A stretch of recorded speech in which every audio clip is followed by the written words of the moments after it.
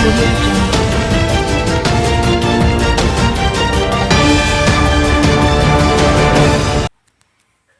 జిల్లా నాయుడుపేట పట్టణంలోని TDP MLA doctor Nilavala Vijayasri నివాసంలో సందడి వాతావరణం నెలకొంది.